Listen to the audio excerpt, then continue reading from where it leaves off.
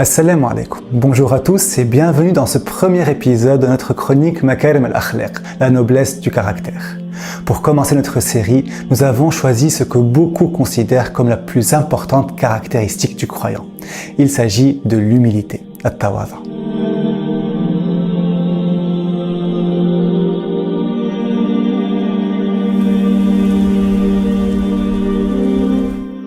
Allah subhanahu wa ta'ala lit dans le Coran l'adoration à l'humilité. Et le prophète sallallahu alayhi wa sallam nous a même dit « Celui qui possède dans son cœur le poids d'un atome d'arrogance ne trouvera pas sa place au paradis. » L'humilité nous permet de garder les pieds sur terre. Dans ce hadith authentique, le prophète sallallahu alayhi wa sallam nous dit « Allah m'a révélé de vous dire à tous d'être humbles les uns envers les autres.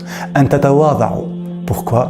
Pour que personne ne se sente supérieur à l'autre, pour que personne ne fasse preuve d'arrogance envers l'autre. L'humilité nous aide également à nous rapprocher d'Allah.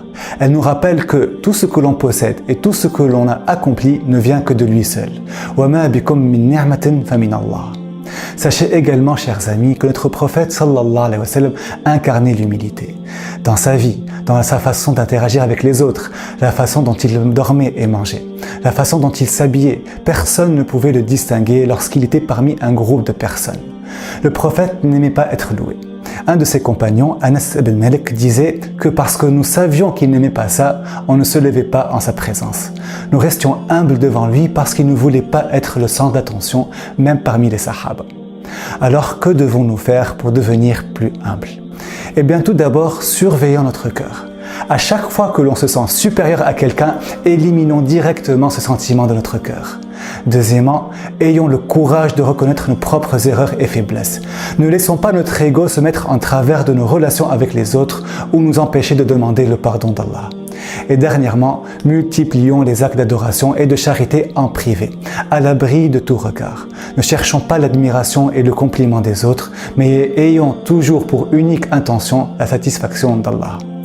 Pour conclure, l'humilité est un aspect fondamental dans la foi du croyant. Elle nous aide à garder un esprit équilibré et à renforcer notre relation avec Allah et à nous rapprocher des autres. Puisse Allah nous bénir tous d'humilité et éliminer toute forme d'arrogance de notre cœur. Je vous retrouve rapidement pour un nouvel épisode, Inch'Allah. Wassalamu alaikum wa rahmatullahi wa barakatuh.